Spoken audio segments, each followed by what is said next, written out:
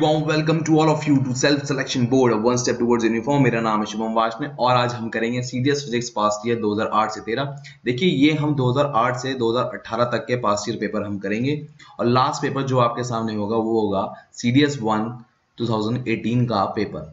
ये आपकी मदद करेगा इंडियन आर्मी, नेवी, एयरफोर्स के कोई भी एग्जाम में आपको मदद करने में, पर ये स्पेशली अभी टारगेट किया गया है फरवरी 3 जो हमारा सीडीएस पेपर आ रहा है। चलिए आगे चलता है। देखिए सबसे पहले मैं आपसे रिक्वेस्ट करूंगा आप मेरे फेसबुक पेज को लाइक करें जिसका नाम है सेल्फ सिलेक्शन बोर्ड। इसको आप लाइक करेंगे तो आपको नोटिफिकेशन मिलेंगी। देखिए कई बार क्या होता है आप कोई कीवर्ड यूट्यूब पे सर्च करते हैं वो आपको नहीं मिलता। फॉर एग्जांपल आपने सर्च किया एरर डिटेक्शन पे आपको मेरी वीडियो नहीं मिलेगी, बट आप करेंगे स्पॉटिंग एरर आपको तुरंत मेरी वीडियो मिल जाएगी, तीसरे नंबर पे मेरी वीडियो होगी। ठीक है, तो इसलिए मैं कहता हूं मेरे फेसबुक पेज या मेरे इंस्टाग्राम पेज को आप लाइक करें। जब आप लाइक करेंगे या मुझे फॉलो करेंगे तो आपको तुरंत नोटिफिकेशन मिल जाएगी और आप उसे एक्सेस कर सकते हैं कभी भी। एटलीस्ट आपके दिमाग में होगा कि यार इस बंदे ने ये वीडियो बनाई है, ये मेरे काम की है, अपने फ्री टाइम में मैं इसे देख सकता हूं। चलिए फटाफट शुरू करते हैं हमारे पहले क्वेश्चन की तरफ। देखिए पहला हमारा क्वेश्चन शुरू होता है 2008 से। 2008 के सेकंड पेपर से। पहला है असर्शन, मतलब एक उसने स्टेटमेंट कही है और दूसरा पार्ट है रीजन, कि उसने कोई रीजन दिया है। पहला रीजन क्या है, पहला असर्शन क्या स्टेटमेंट क्या है, steam is more harmful for human body than the boiling water in case of burn. दूसरा है कि boiling water contain more heat than steam. देखिए पहला कह रहा है वो कि जो स्टीम होती है ज्यादा हार्म पहुंचाती है ह्यूमन बॉडी को बॉइलिंग वाटर से। देखो आपको हाथ जलाना है, पूड़ी में, गर्म पूड़ी में हाथ डाल लो, आपका हाथ ज्यादा जलेगा, बजाय गर्म पानी में हाथ डाल लो। ठीक है, दूसरी बात है वो ये कह रहा है कि boiling water contain more heat than steam. Boiling water contain more heat than steam, वो कह रहा है कि बॉइलिंग वाटर ज्यादा गर्मी रखता है देन स्टीम। ये बात गलत है। मैंने आपसे क्या कहा, पूड़ी में हाथ डालोगे ज्यादा जलेगा, बजाय गर्म पानी में डालोगे, उबले पानी में। तो ये इसका एक्सप्लेनेशन नहीं है। रीजन आर, स्टेटमेंट 1 मतलब असर्शन ए का रीजन नहीं है, तो हमारा आंसर हुआ C, A is true but R is false. R इसका रीजन नहीं है। चलिए आगे चलते हैं। Why is it difficult to see through fog? देखिए आपने फॉग की तरफ, फॉग में आपको देखने में मुश्किल होती होगी। रीजन क्या बिहाइंड क्या होता है, उसमें लाइट जाती है पर स्कैटर हो जाती है, ठीक है, और जिसकी वजह से आपके पास नहीं पहुंच पाती। मतलब क्या कहना चाहता हूँ, देखो बहुत सारे पार्टिकल्स हैं, बहुत सारे।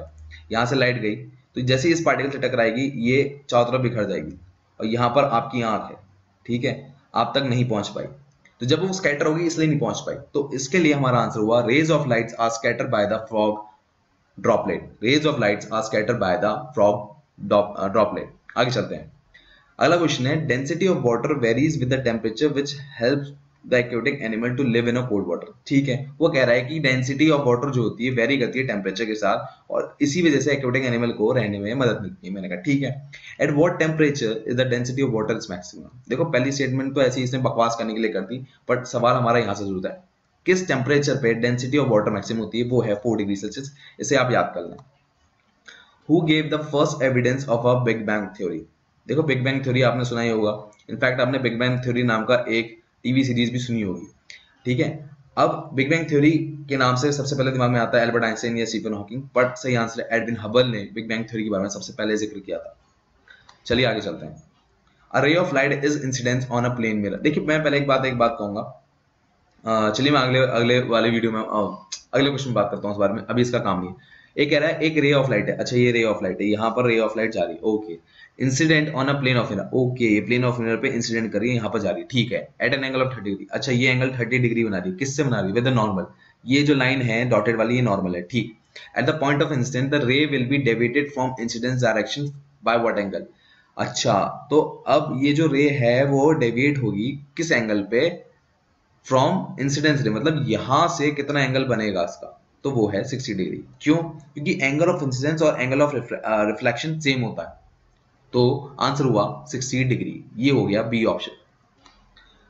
Bye what would be the best choice of for window material to keep the outside heat away. देखिए ये एक डायग्राम है, आपने अंग्रेजों की खिड़की देखी होगी, मतलब अगर किसी आर्मी पर्सन के घर पे गए होंगे तो आपको ना एक विंडो मिली होगी, उसमें ना ऐसा बनता होगा, एक शीशा है, उसके बीच में थोड़ी गैप है, फिर एक शीशा है और उसके बीच में एयर भर दी जाती है।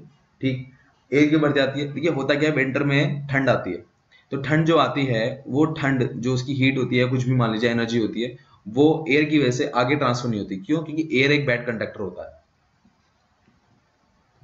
एयर एक बैड कंडक्टर होता है, और सेम समर में अगर मान लो गर्मी है तो गर्मी आगे ट्रांसफर नहीं होगी, क्योंकि एयर एक बैड कंडक्टर होता है, वो किसी भी गर्मी, ठंडी या गर्म एनर्जी को वो आगे पास नहीं करता है। तो अंदर का जो टेम्परेचर है वो वैसे ही रहेगा जैसा वो है। तो इसका आंसर हुआ double pane glass with the air in water, air in between, double pane glass with the air in between. देखिए बाकी में वाटर लिखा है, वाटर भरेंगे, या किसी में लिखा है गैप नहीं होगा, या किसी में होगा सिंगल पेन ग्लास होगा, जो नॉर्मली हमारी खिड़कियों में होता है। ठीक है, आगे चलते हैं। Bar is a unit of which one of the following, bar is a unit of which one of the following, वो है प्रेशर। प्रेशर की दूसरी यूनिट होती है पास्कल, और एक बार होता है 10 की पावर 5 पास्कल में। ठीक है, इस बात को आप याद रखें, ये फैक्ट फाइल बहुत जरूरी है। आगे चलते हैं। On which one of the following conservative law does rocket work, वो है कंजर्वेशन ऑफ लीनियर मोमेंटम। देखिए यहाँ पर इसने कंजर्वेटिव पहले लिख दिया है, वरना यहाँ पर पूरा होता conservation of linear momentum. Conservation of linear momentum क्या होता है? देखिए न्यूटन का थर्ड लॉ आपको पता होगा कि जितनी ताकत लगाई जाती है उसी ताकत से सामने वाली चीज हम पे फोर्स लगाती है। मतलब every action has equal and opposite reaction, ये आपने स्टेटमेंट सुनी होगी। इसका दूसरा नाम है कंजर्वेशन ऑफ लीनियर मोमेंटम। चलिए आगे चलते हैं। In a pressure cooker food is cooked above boiling point. Pressure cooker में जो फूड कुक होता है बॉइलिंग पॉइंट से अबव में होता है। ठीक, ये बात सही है। इसका रीजन ये दिया है कि boiling point of water increases as the pressure increases.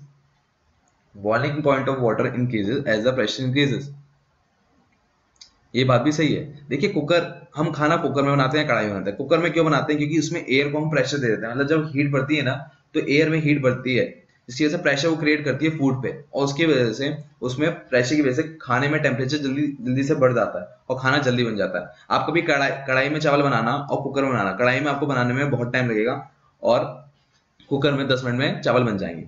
तो इसका आंसर हुआ ए, कि both A and R true and R is the correct explanation of A. चलिए आगे चलते हैं।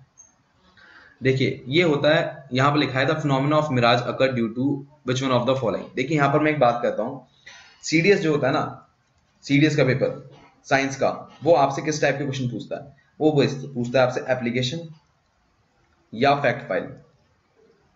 बस अगर आपको किसी भी फिनोमेना के पीछे का वापस का चीज नहीं पता, मतलब पीछे की चीज नहीं पता तो भी चलेगा, कि वो क्यों होता है, कैसे होता है, उसके फॉर्मूले क्या है, दुनिया भर की चीज आपको नहीं पता तो भी चलेगा।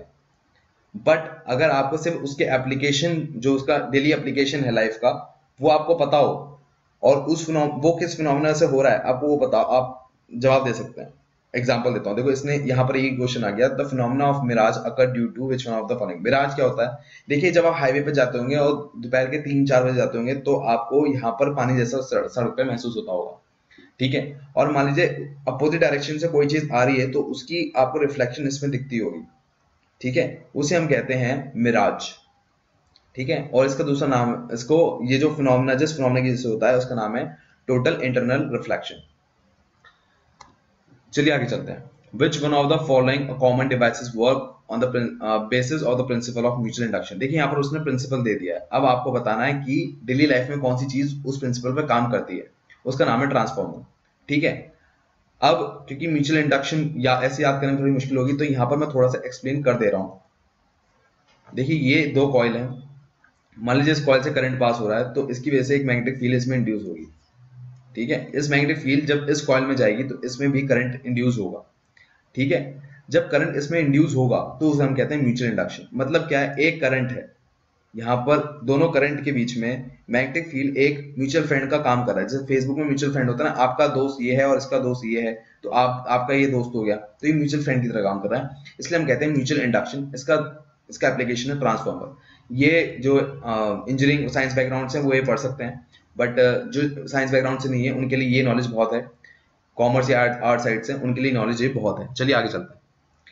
Television signal can not be receive generally beyond a particular distance due to curvature of earth. Answer हुआ ए। इसके एप्लीकेशन डिटेल में मत जाइए, सिर्फ इतना याद करिए, कर्वेचर ऑफ अर्थ जैसे जैसे बढ़ता जाता है टीवी के सिग्नल भेजने मुश्किल हो जाता है। चलिए आगे चलते हैं। If a small rain drop fall through air, तो उसकी वेलोसिटी इंक्रीज होती जाएगी, इसकी वेलोसिटी डिक्रीज होती जाएगी, उसकी वेलोसिटी इंक्रीज होगी कुछ देर के लिए, फिर कांस्टेंट हो जाएगी, या वो बढ़ती रहेगी और उसकी वेलोसिटी और बढ़ती रहेगी। देखिए कोई भी चीज आसमान से फेंकेंगे ना, पहले तो वो उसकी वेलोसिटी इंक्रीज होगी, फिर कांस्टेंट हो जाएगी।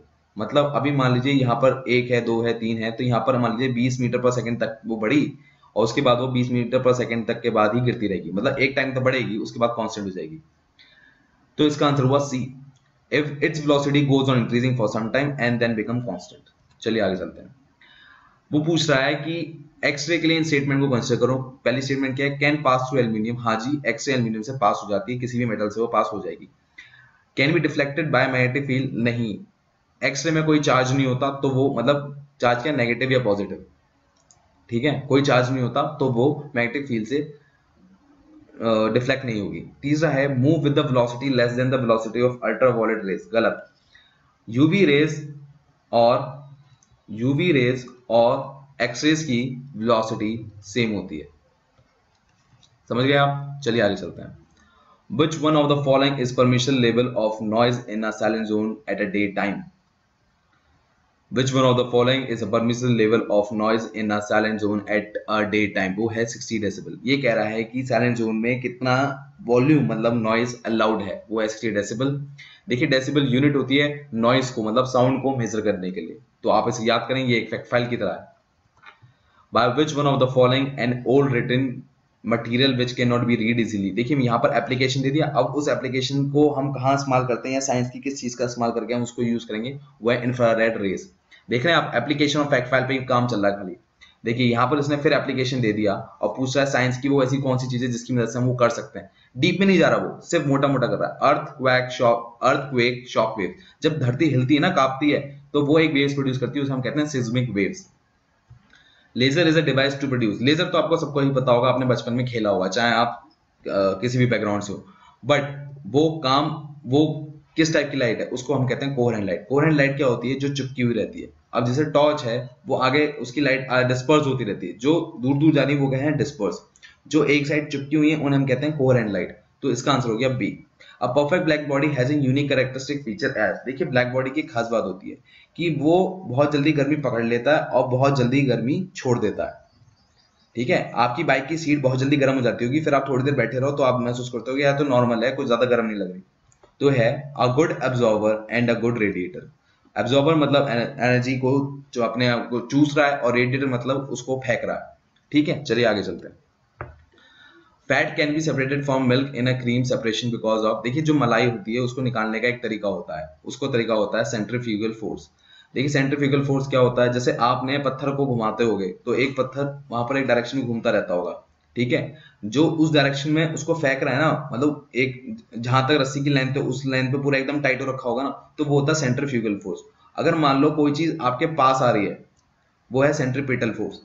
मैंने आप सेंट्रीपिटल फोर्स की बात हम कैसे समझेंगे, देखिए मान लो एक भीड़ है, एक आदमी को मार रही है, तो एक आदमी क्या होगा, सुखड़ा खड़ा होगा, तो फोर्स कहाँ लग रही है, लोगों की तरफ से लग रही है ना, तो वो होती है सेंट्रीपिटल फोर्स। ऐसे याद करने का तरीका है। और सेंट्रीफ्यूगल फोर्स क्या होती है, जो बाहर की तरफ लग रही होती है, ठीक, वो होती है सेंट्रीफ्यूगल, समझे। सेंट्रीफ्यूगल जो बाहर की तरफ, सेंट्रीपिटल जो अंदर की तरफ। पीटल, पीटा, तो पीटा क्या होता है, जो पीटा होता है वो उसको अंदर की तरफ, मॉब लिंचिंग जो होती है, ग्रुप अगर किसी भीड़ किसी को पीट रही है तो एक आदमी होगा, उसके चारों तरफ लोग होंगे, पीट रहे होंगे, तो अंदर की तरफ उसे होगा सेंट्रीपिटल। यहाँ पर हमारा आंसर है सेंट्रीफ्यूगल फोर्स।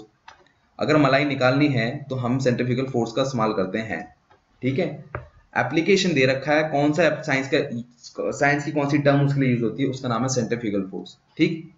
मेरी बात समझ में ना आई हो तो भी आप इसका इस्तेमाल कर सकते हैं, सेंट्रीफ्यूगल फोर्स काम आती है। विच one of the following is not a result of surface tension. ये कह रहा है सरफेस टेंशन की चीज में नहीं लगता। देखिए सरफेस टेंशन हर चीज में लगता है, जो जैसे पानी में जो आपको फोर्स महसूस होती है ना, आप हाथ रखते हैं उस पर तो आपको हल्की सी फोर्स महसूस होती होगी, वो सरफेस टेंशन की वजह से होती है। और सरफेस टेंशन कहाँ नहीं लिख रहा, लिक्विड राइजिंग इन कैपिलरी। देखो मान लो किसी में पानी भर रहे हो तो उसमें कोई पानी अपनी कोई शेप थोड़ा बना रहा होता है, जब पानी रेस्ट पे आता है तब शेप बनाता है ना, तो लिक्विड राइजिंग इन कैपिलरी में कोई भी सरफेस टेंशन नहीं लग रही होगी, तो सी आंसर हो गया हमारा। Hair of shaving brush cling together when a brush is remove from water due to, again इसका आंसर है सरफेस टेंशन। आपने देखा होगा जब आप शेविंग करने जाते हो ब्रश के बाल एक दूसरे दूर दूर होते हैं, पानी डाल दिया एकदम चिपक जाते हैं, उसका रीजन है surface tension. Consider the following statement, clear sky appear blue due to poor scattering of light wavelength of a visible light. Clear sky appear blue due to poor scattering of blue wavelength of a visible light. दूसरी statement है red part of light show more scattering than a blue light in the atmosphere. तीसरी statement है in the absence of atmosphere there would be no scattering of light and the sky will look black. देखिए दोनों ही statement गलत है। देखिए blue light scatter ज्यादा करती है, रेड लाइट भी स्कैटर करती है, पर दोनों में एक फर्क है, रेड लाइट की वेवलेंथ ज्यादा होती है और ब्लू लाइट की वेवलेंथ कम होती है। ठीक है, वेवलेंथ। ठीक, अब यहां पर हम बात करें कि यहां पर इसने कहा है कि अब मैं डीप में नहीं जाता, मैं क्या कहना चाह रहा हूं इसका आप भूल जाए जरा 2 मिनट के लिए। मैं क्या कहना चाह रहा हूं कि अगर एटमॉस्फेयर नहीं होगा ना तो आसमान काला दिखता है। मतलब मान लो मून पे आप खड़े हो तो मून पे कोई एटमॉस्फेयर नहीं है तो आपको आसमान क्या दिखता है, काला दिखता है। तो इसका आंसर हुआ 3। In the absence of atmosphere there would be no scattering of light and sky will look black. इस स्टेटमेंट को भूल जाए, मैं आपको आगे इसके बारे में एक्सप्लेन करूंगा। तो इसका आंसर हो गया ओनली 3। ठीक है।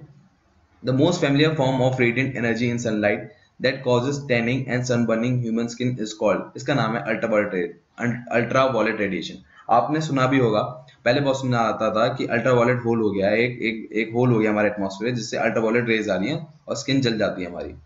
जो आपको सनस्क्रीन लोशन दिए जाते हैं ना, वो इसी रेडिएशन से बचाने के लिए होते हैं, अल्ट्रावायलेट रेडिएशन। आपके पास कोई सनस्क्रीन हो तो उसके ऊपर लिखा भी होगा सेविंग फ्रॉम अल्ट्रावायलेट रेडिएशन।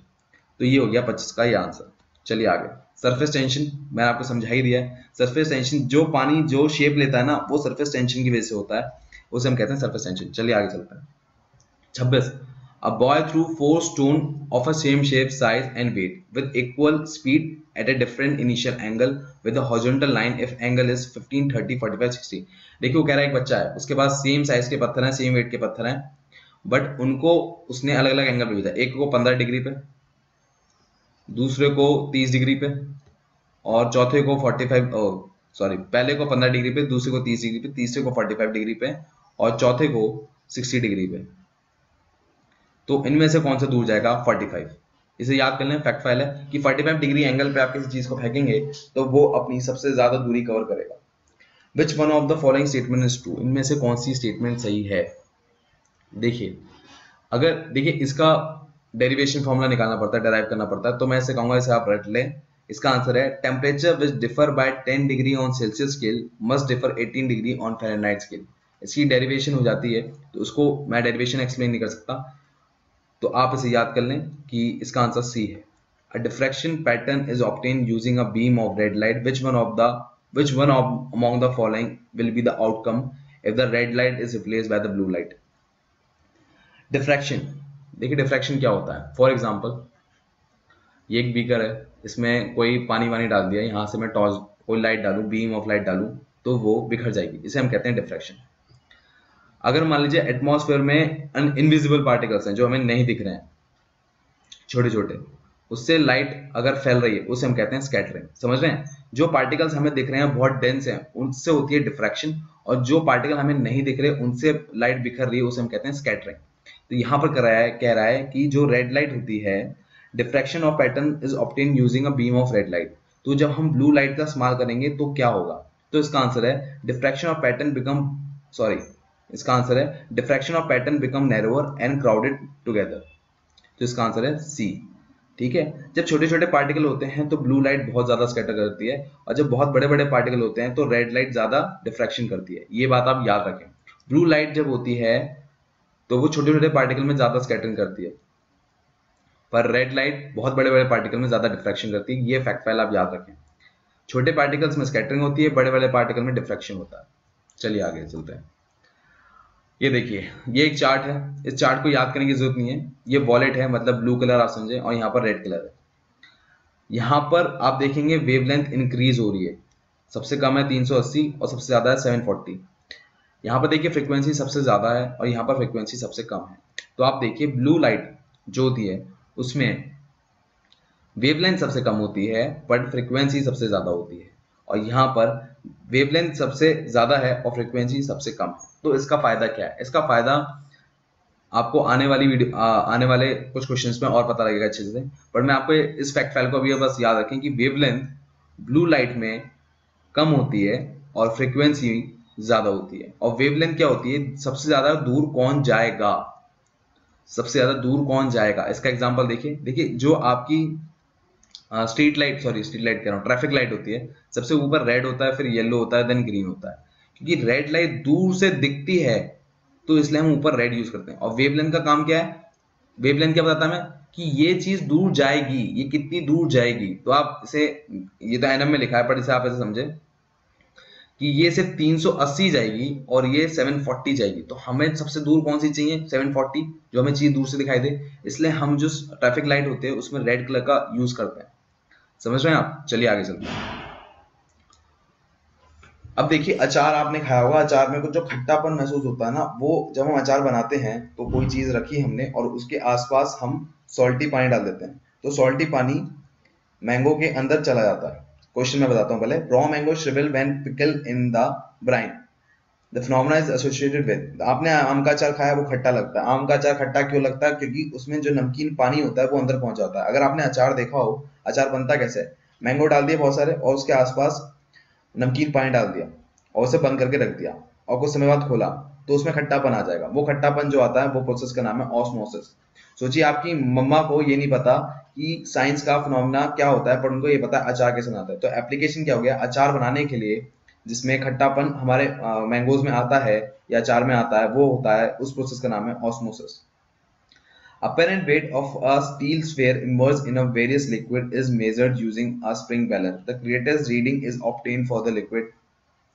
इसका नाम है इसका आंसर है ए, हैविंग अ स्मॉलेस्ट डेंसिटी। देखिए वो कहना क्या चाह रहा है, कोई चीज है उसको हमें नापना है, उसका वेट कितना है, तो सबसे सही चीज क्या होगी, जिसमें डेंसिटी कम हो। हमारी चीज जिसमें डेंसिटी ज्यादा हो उसमें तैरती है, तो जिसमें डेंसिटी सबसे कम होगी उसमें वो डूब जाएगी। तो उसका आंसर हुआ A, having the smallest density. If an object having a mass of 1 kg subjected to a force of 1 Newton, तो उसमें हमारा वो किस चीज से, मतलब किस स्पीड से वो मूव करेगी या किस एक्सेलरेशन से मूव करेगी। क्या कहना चाह रहा है, एक बॉक्स है जिसका 1 kg वेट है, 1 kg वेट है और उस पे 1 न्यूटन का फोर्स लग रहा है, 1 न्यूटन का फोर्स लग रहा है। तो अब उस पे एक्सेलरेशन कितना होगा, ये भी देखिए, इसका फॉर्मूला होता है force equals to mass into acceleration. Force 1 है 1 न्यूटन और ये मास भी 1 है और एक्सेलरेशन फाइंड करना है, तो 1/1 इज इक्वल्स टू ए, तो हो गया 1 मीटर पर सेकंड स्क्वायर। तो यहाँ पर देखिए 1 मीटर पर सेकंड स्क्वायर हमारा आंसर है डी, 31 का हो गया डी। जो आर्ट साइड्स के हैं उनको ये फॉर्मूला थोड़ा याद करना पड़ेगा, बट ये भी एप्लीकेशन ही बेस है, बहुत ही सिंपल बात है ये, और इसमें कोई डीपनेस नहीं है। एम क्या होता है, मास। जो आपका मास होता है ना 70 80 30, ये मास है। और एक्सेलरेशन क्या होता है, जैसे आप बाइक चलाते हैं तो एक्सेलरेटर को जो घुमाते हैं वो ये एक्सेलरेशन है, ठीक है। और फोर्स जो इन दोनों को कॉम्बिनेशन मतलब मल्टीप्लाई करके मिलता है उसको हम कहते हैं force. An athlete driving off a high springboard can perform a variety of exercises in the air before entering the water below. Which one of the following parameter will remain the constant during the fall? मैं क्या कहना चाह रहा हूँ, एक athlete होता है high spring board पे। स्प्रिंग बोर्ड मतलब आप समझ लीजिए जो आपने वेव्स पे आपने देखा होगा ना, सर्फिंग करते हैं, वो वाला बोर्ड टाइप का होता है। उस पे जब वो एक्सरसाइज करते हैं हवा में, तो पानी में गिरने से पहले वो अपना बैलेंस क्यों नहीं खोते, क्या रीजन है उसके पीछे? देखिए उसके पीछे रीजन है एथलेटिक एंगुलर मोमेंटम। ये फिनोमेना, ये साइंस की वो टर्म है जिसकी वजह से वो नहीं करते। और ये फिनोमेना हर चीज पे, जैसे बाइक पे स्टंट कर रहे हैं तो भी, स्केटबोर्ड पे स्टंट कर रहे हैं तो भी, या कहीं भी हवा में स्टंट कर रहे हैं ना, जिम्नास्ट भी स्टंट कर रहे हैं, तो वो भी होता है एंगुलर मोमेंटम की वजह से। Pressure exerted on the ground by man is greatest.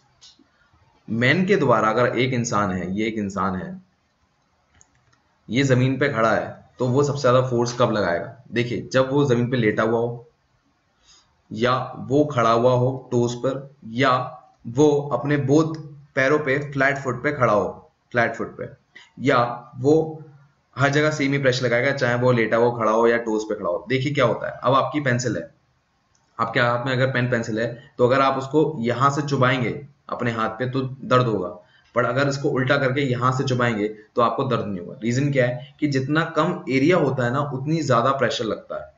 इसका वैसे टेक्निकल फॉर्मूला भी है, pressure is equals to force upon area, पर अगर आप मेरी ये बात समझ गए हैं तो आपको इस फॉर्मूले की जरूरत नहीं है। जितना कम एरिया होगा उतना ज्यादा प्रेशर लगेगा, ठीक। तो इसका आंसर हुआ when the stand on the toes on 1 foot, when stand on the toes of 1 foot। तो उसका आंसर हुआ कि सबसे ज्यादा फोर्स प्रेशर कब लगेगा, जब आप तो उस पे खड़े हुए होंगे, और यहाँ पर तो 1 फुट पे कह दिया इसने। The passenger in a moving train tosses a 5 rupees coin. If coin falls behind him, then the train must be moving. देखिए, अगर आप ट्रेन में बैठे हैं, आपने एक सिक्का उछाला, ठीक है, जब आपने सिक्का उछाला तो वो आपके पीछे गिरा। रीजन बिहाइंड ये है कि गाड़ी एक्सलेट कर रही है। मतलब एक्सलेशन क्या होता है, मैंने आपको जैसे बताया, गाड़ी में आप जो एक्सलेशन यूज करते हैं, स्पीड बढ़ती है ना, पहले 10 थी, फिर 20 थी, फिर 30 थी। मान लीजिए उसने 10 मीटर पर सेकंड पे सिक्का उछाला, जब सिक्का वापस गिर रहा था तो 30 मीटर पर सेकंड पे हो गई स्पीड, तो सिक्का पीछे गिरेगा। ठीक है, इसका आंसर हुआ ए।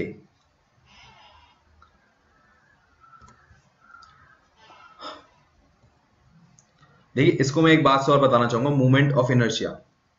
मूवमेंट ऑफ इनर्शिया को हम कहते हैं न्यूटन्स फर्स्ट लॉ। जो मैंने आपको सिक्के की बात कही है ना अभी, वो न्यूटन्स के फर्स्ट लॉ पे डिपेंड करता है। मतलब क्या है, इफ इसे कहते हैं क्या है, अगर एक बॉडी रेस्ट पे है तो रेस्ट पे रहेगी, और एक बॉडी अगर एक्सेलरेशन मतलब मूविंग है तो मूव रहेगी जब तक उस पर कोई एक्सटर्नल फोर्स अप्लाई ना हो। सेम यहाँ पर था, जब ये यहाँ पर सिक्का उछाला तो उसको एक मोशन आपने दे दिया। ठीक है, जब मोशन आपने इसे दे दिया तो वो तो अपनी उसी मतलब उसी पोजीशन में रहेगा ना, बट जैसे ही उसको एक एक्सटर्नल फोर्स मिल गई तो वो पीछे की तरफ गिर गया। समझ रहे हैं आप? चलिए, ये हो गया न्यूटन का first law. As the sunlight passes through the atmosphere, the rays are scattered by tiny particles of dust, pollen, soot, and other minute particles present there. However, when we look up, sky appear blue during the midday because. देखिए, अब ये blue light के बारे में question है, blue और red light के बारे में। देखिए, आप जब सूरज ढलता होगा या सूरज उगता होगा तो आपको एटमॉस्फेयर रेड दिखता है, जबकि जब आसमान मिड डे होता है तो वो आपको ब्लू दिखता है। क्यों? रीजन बिहाइंड ये है कि जब आप जो ब्लू लाइट होती है उस पर चलती है स्कैटरिंग का फिनोमेना, और जो रेड लाइट होती है उस पर चलती है डिफ्यूजन डिस्पर्जन का फिनोमेना।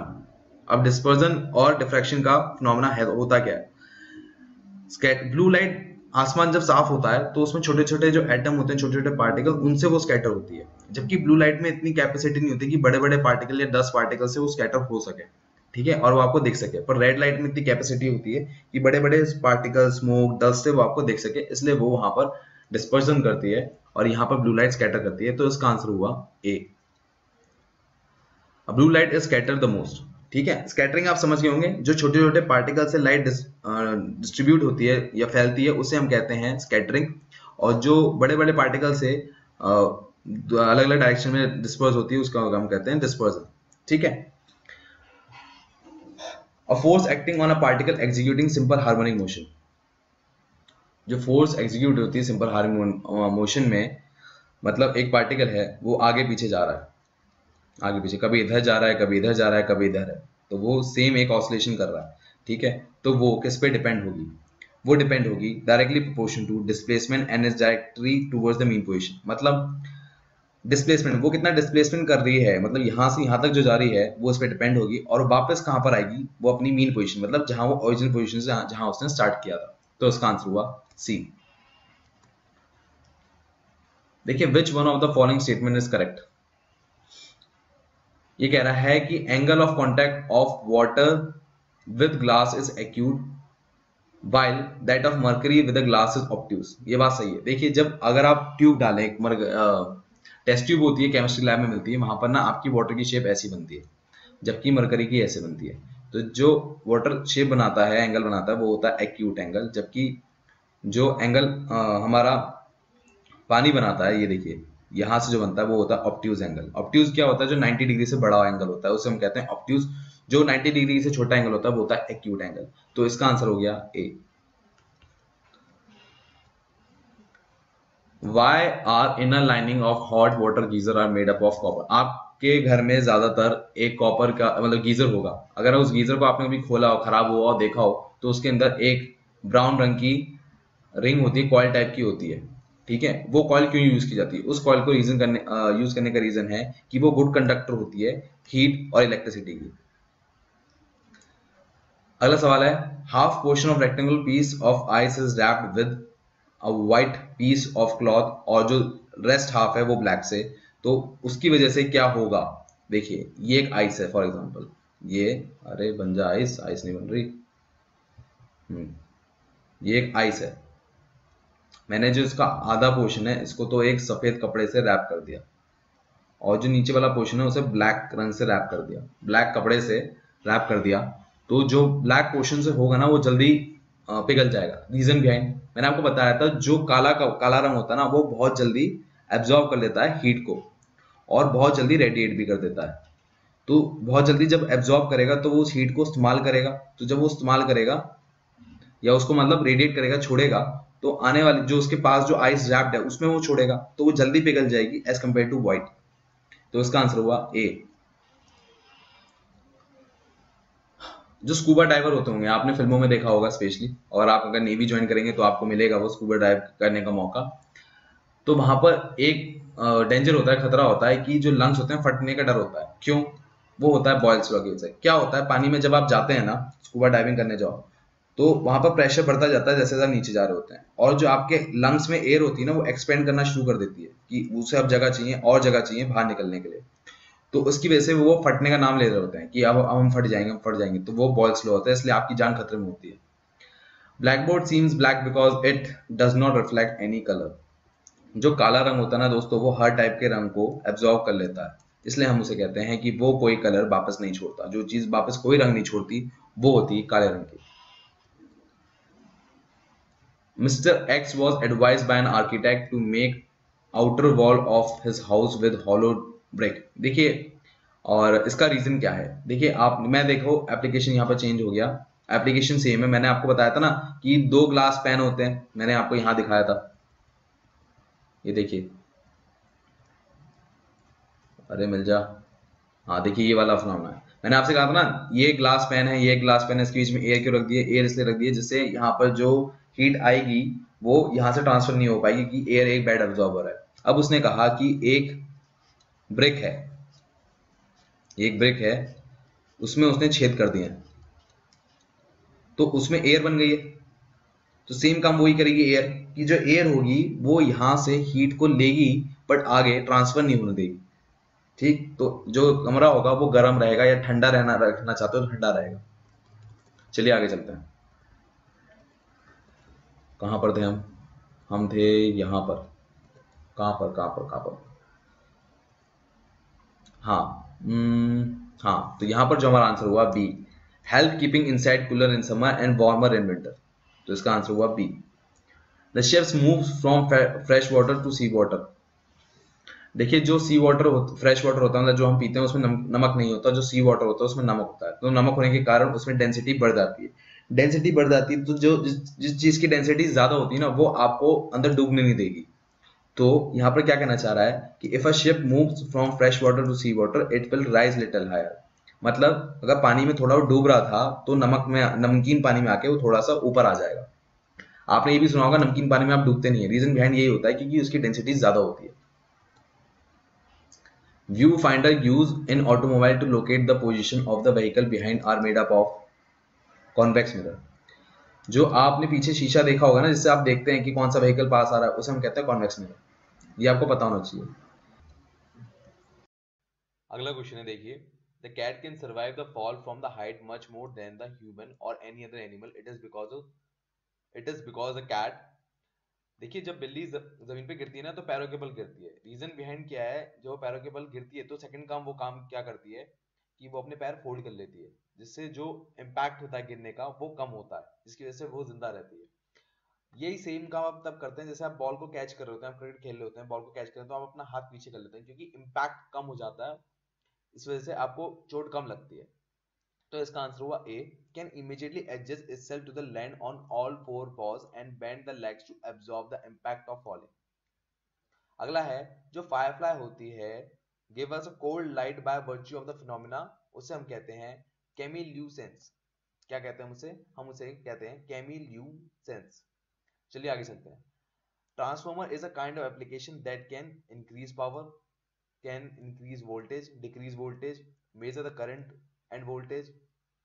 देखिए, इसका आंसर है सेकंड और थर्ड। वो इंक्रीज वोल्टेज कर सकता है और डिक्रीज वोल्टेज भी कर सकता है। चलिए आगे चलते हैं। A body has a mass of 6 kg on the earth when measured on the moon its mass would be. देखिए, जो मास होता है वो सेम रहता है, पर जो वेट होता है वो अलग हो जाता है, क्योंकि वेट का जो फॉर्मूला होता है वो होता है मास इनटू ग्रेविटी। तो वहां पर ग्रेविटी जो होती है वो होती है अर्थ से कंपैरिजन में कम, तो वहां पर वेट चेंज होता है, पर मास सेम रहेगा चाहे अर्थ पे हो चाहे मून पे हो। तो यहां पर आएगा D 6 kg। When a ball drop on to the floor it bounces, why does it bounce? इसका आंसर है the floor exert a force on the ball during the impact. ठीक, न्यूटन थर्ड लॉ यही कहता है कि जब कोई चीज गिरती है तो उस पे सेम फोर्स अप्लाई होता है, ठीक है, वापस की तरफ। जितने आप ताकत उस पे लगाएंगे उतनी ही ताकत सामने वाला आप पे लगाएगा। मतलब आपने किसी को चाटा मारा तो आपके हाथ में भी दर्द होगा, क्योंकि every action has equal and opposite reaction. ठीक, अब इसमें सवाल ये आता है कि Newton third law imply that force for every action drop there is a reaction is called bounce. ठीक, बट इसका करेक्ट एक्सप्लेनेशन से न्यूटन थर्ड लॉ भले ही दे रखा है, बट वो एक्चुअल हो क्या रहा है वो यहां पर दे रखा है, इसलिए हमने चूज करा है ऑप्शन बी रेदर देन ए। ठीक है, वरना ऑप्शन ए और बी में बहुत ही ज्यादा कंफ्यूजन है, बट नियर जो क्लोज आंसर है वो है बी, क्योंकि उसने एक्सर्ट अ फोर्स इस टर्म का यूज किया है और वो ही हमारे काम की चीज है यहाँ पर, इसलिए हमने चूज किया है option B. If a door of a running refrigerator in a closed room is kept open, what will be the net effect on the room? ये कह रहा है कि if the door of running refrigerator, जो refrigerator है उसका door आपने, if the sorry मैं जरा दोबारा बोलता हूं, if the door of running refrigerator in a closed room is kept open, मतलब फ्रिज का जो दरवाजा है आपने खुला छोड़ दिया, तो उस पर नेट इफेक्ट क्या होगा रूम पर? देखिए क्या होगा, it will heat the room. ठीक, रीजन बिहाइंड क्या होता है, जो ऑब्जेक्ट होते हैं जो आपने फ्रिज में रखे हैं उनकी गर्मी कहाँ गई? ठीक है, वो गर्मी क्या होता है, रेफ्रिजरेटर उसे ले लेता है। अब आपने दरवाजा खोल दिया तो जो उसने ली है तो वो आपको कहाँ छोड़ देगा? आपके एनवायरनमेंट में छोड़ देगा, इसलिए इसका आंसर हुआ बी। अगला है the focal length of a convex lens is. देखिए यहां पर मैंने आई थिंक डायग्राम भी है, ये देखिए ये कॉन्वेक्स लेंस है। ठीक है, अब इसमें क्या होता है, ये वेवलेंथ पे डिपेंड करता है, जिसकी वेवलेंथ ज्यादा होती है उसकी फोकल लेंथ उतनी दूर होती है। रेड जो कलर होता है उसकी वेवलेंथ जो होती है सबसे ज्यादा होती है, तो उसकी फोकल लेंथ सबसे बाद में है। और ब्लू जिसकी वेवलेंथ कम होती है उसकी फोकल लेंथ पास में होती है, तो ये है ब्लू। तो ब्लू की फोकल लेंथ पास में होगी, रेड की दूर होगी। चलिए हम देखते हैं ये, हाँ तो shorter for the blue light and as compare to red, shorter for blue light than for red, तो यहाँ पर आंसर हो गया हमारा B is the right answer. आप मेरा कंसेप्ट समझ गए होंगे। आगे चलते हैं, when you pull out the plug connected to an electrical appliance you often observe a spark, to which property of the appliance is this related? देखिए आपने कई बार देखा होगा, जैसे ही आप स्विच या तो लगा रहे हैं या निकाल रहे हैं, और स्विच अगर ऑन है, मतलब स्विच बटन ऑन है बट आप प्लग को लगा रहे हैं, तो आपको एक स्पार्क दिखता होगा। वो स्पार्क होता है रेजिस्टेंस की वजह से, क्योंकि वहां पर एक करंट का फ्लो ब्रेक हो जाता है, और वो करंट के फ्लो में मतलब कोई एडिशन या सब्ट्रैक्शन हो रहा है, तो वहां पर जो रेजिस्टेंस होता है वो उसमें एक स्पार्क का क्रिएट काम करता है। इसका आंसर हो गया 52 का ए। चलिए दोस्तों, ये होता है मेरी वीडियो का एंड। प्लीज लाइक करना मत भूलिए। अगर आपको नोटिफिकेशन चाहिए इस चैनल से, डिफेंस रिलेटेड सारी वीडियोस यहाँ पर बनाई जाएंगी, सीडीएस एनडीए एफकैट धीरे धीरे अपलोड होती चली जाएंगी। उसके साथ दोस्तों मैं आपको ये बात कहूंगा कि आप लोगों के कई बार कीवर्ड्स मैच नहीं होते हैं, जिस वजह से आपको एक करेक्ट वीडियो नहीं मिल पाती। ये और रीजन है इस चैनल को लाइक करने का, और सेम इंस्टाग्राम एंड फेसबुक को लाइक करने का। आपको मेरी वीडियो की फेसबुक पेज अब मेरे डिस्क्रिप्शन बॉक्स में मिलेगी इस तरह से, और यहाँ पर सीडीएस फिजिक्स की प्लेलिस्ट भी आपको वहां पर मिलेगी। इसे आप एक्सेस कर सकते हैं और अपने सीडीएस फरवरी 3 में जो एग्जाम आ रहा है उसके लिए तैयारी आप कर सकते हैं। चलिए मिलते हैं अगली वीडियो में, मैं लेता हूं आपसे विदा। टेक केयर दोस्तों, बाय बाय।